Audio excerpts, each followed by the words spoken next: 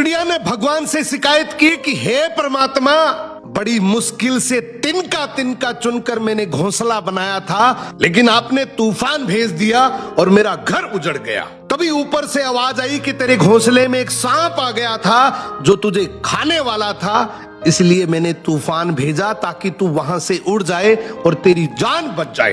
दोस्तों, ठीक इसी तरह कई बार हमारी जिंदगी में ऐसी मुसीबतें आती हैं जिनका कारण हमें समझ नहीं आता, लेकिन हमें यह भी नहीं पता होता कि भगवान हमें कितनी बड़ी परेशानियों से बचा रहे। एक जहरीला सांप एक सोए हुए शाही से लिपट गया। उसे लगा जैसे उसे आखिरकार एक सुरक्षित और गर्म सहारा मिल गया हो, लेकिन शाही की नींद टूट गई। उसने अपने पूरे शरीर के कांटे खड़े कर लिए। सांप को दर्द हुआ, मगर उसने छोड़ने के बजाय और कसकर जकड़ लिया। कांटे उसके शरीर में गहराई तक धंसते गए।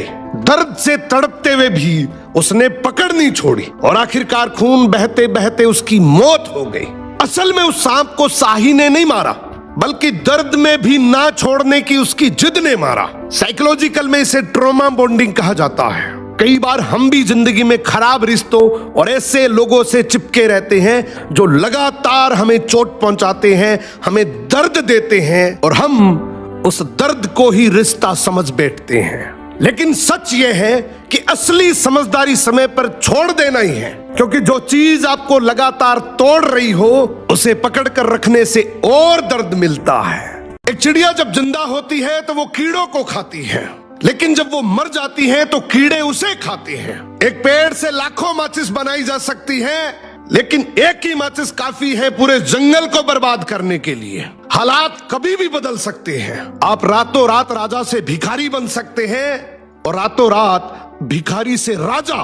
ये सब समय का खेल है और समय से ज्यादा शक्तिशाली कुछ भी नहीं है। इसलिए अपना कीमती समय बर्बाद करना बंद करो और अपने लक्ष्य के लिए मेहनत करना शुरू करो। एक बार भगवान शिव के सेवक ने कहा कि हे प्रभु, आप तो दिन भर मूर्ति बनकर खड़े रहते हैं, एक दिन मुझे भी आपकी जगह खड़ा होने दीजिए, आप आराम से घूम आइए। शिव जी मुस्कुराए और बोले ठीक है, लेकिन एक शर्त है कि मंदिर में कोई भी आए और कुछ भी कहे तुम्हें बस सुनना है, जवाब नहीं देना है। सेवक ने शर्त मान ली और भगवान ने सेवक को अपने जैसा मूर्ति का रूप देकर मंदिर में खड़ा कर दिया ताकि वो बिल्कुल भगवान जैसा दिखाई दे। सुबह सबसे पहले एक व्यापारी आया और उसने भगवान के सामने माथा टेका और जैसे ही बाहर निकला उसका बटुआ गिर गया। सेवक बहुत बेचैन हुआ, मन किया कि व्यापारी को आवाज देकर उसका बटुआ लौटा दूं, लेकिन भगवान की शर्त याद कर चुप रहा।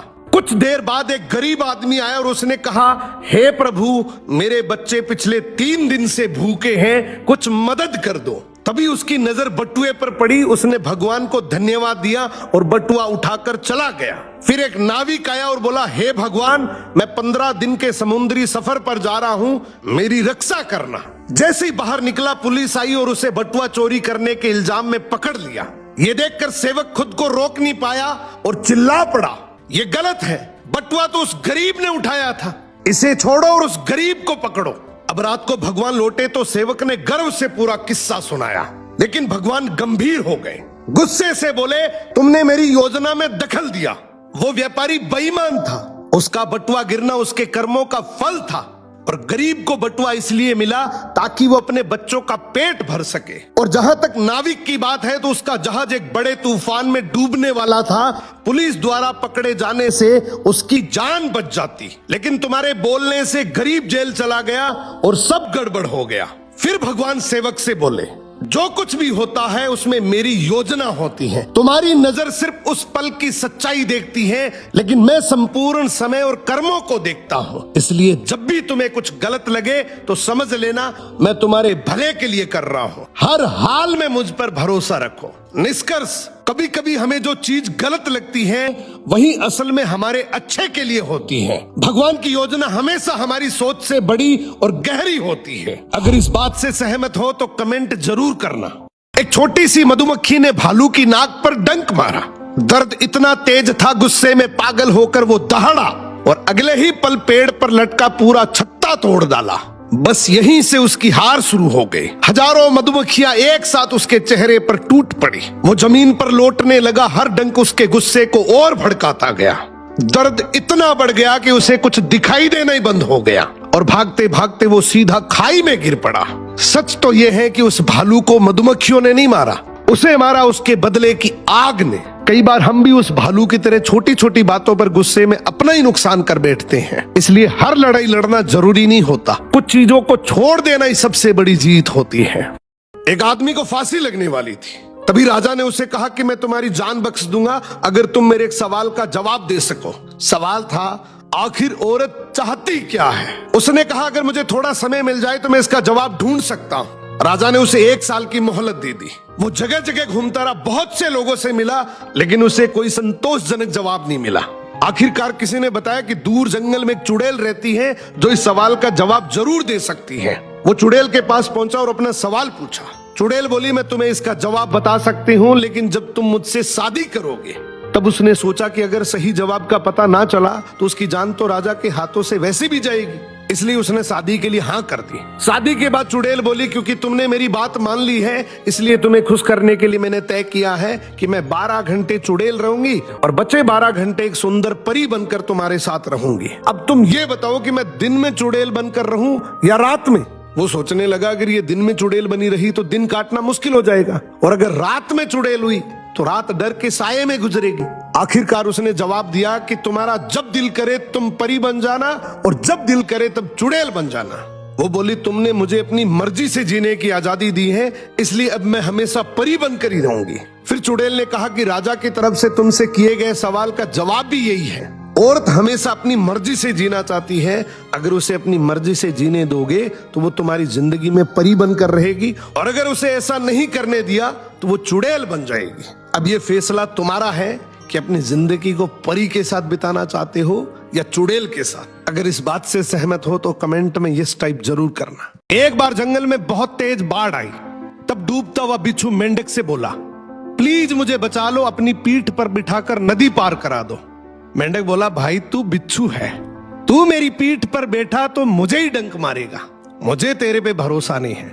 बिच्छू आंखों में आंसू लेकर बोला, भाई भरोसा तो कर, भला मैं तुझे क्यों डंक मारूंगा, तू तो मेरी जान बचा रहा है, और अगर मैं तेरे को डंक मारूंगा तो मैं भी तो डूब जाऊंगा। मेंढक को दया आ गई और लगा कि बात तो सही है, अगर ये डंक मारेगा तो ये भी तो डूब जाएगा। उसने भरोसा करके बिच्छू को पीठ पर बिठा लिया। जैसे ही वो दोनों नदी के बीचों बीच पहुंचे, बिच्छू ने मेंढक को जोर से डंक मारा। मरते हुए मेंढक ने बिच्छू से पूछा, भाई तूने ऐसा क्यों किया? मैंने तो तेरे पे भरोसा किया था और अब तू भी तो मेरे साथ डूब जाएगा। बिच्छू बोला, भाई क्या करूं, आदत से लाचार हूं, यही तो मेरा नेचर है। मोरल ऑफ द स्टोरी, आजकल की भागदौड़ भरी दुनिया में कुछ लोग ऐसे भी मिलेंगे जो आपके सामने तो आपको पूरा भरोसा दिलाएंगे कि मैं तेरे साथ धोखा नहीं करूंगा, लेकिन धोखा उनकी फितरत में ही है तो वो धोखा ही करेंगे। तो ऐसे लोगों से हमेशा सतर्क रहना। एक राजा की बेटी की शादी होनी थी। बेटी की शर्त थी कि जो 20 तक गिनती सुनाएगा वही राजकुमारी का पति बनेगा, लेकिन गिनती ऐसी होनी चाहिए जिसमें सारा संसार समा जाए, और जो ये गिनती नहीं सुना पाएगा उसे 20 कोड़े खाने पड़ेंगे। ये शर्त केवल राजाओं के लिए थी। अब एक तरफ राजकुमारी का पर्ण, दूसरी तरफ एक एक करके राजा महाराजा आए। राजा ने दावत का आयोजन भी किया, मिठाई और विभिन्न पकवान भी तैयार किए। पहले सभी दावत का आनंद लेते, फिर सभा में राजकुमारी का स्वयंवर शुरू होता।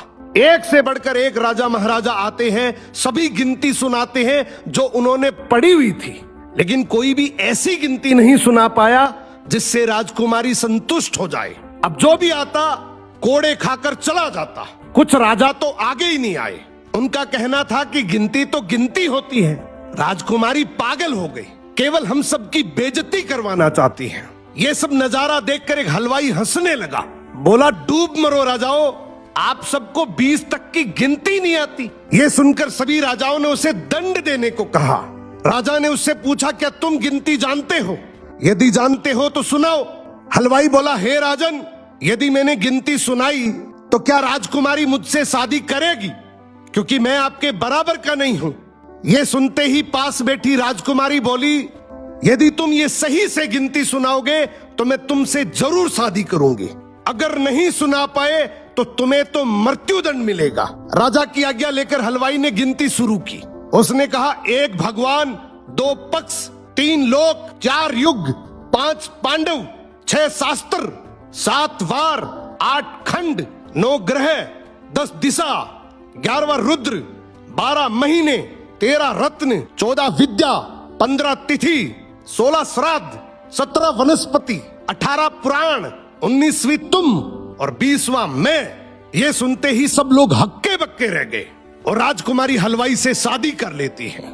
इस गिनती में संसार की सारी वस्तुएं मौजूद हैं। तो जिंदगी में याद रखना, शिक्षा से बड़ा तजुर्बा होता है, डिग्री से ज्यादा अनुभव जरूरी है।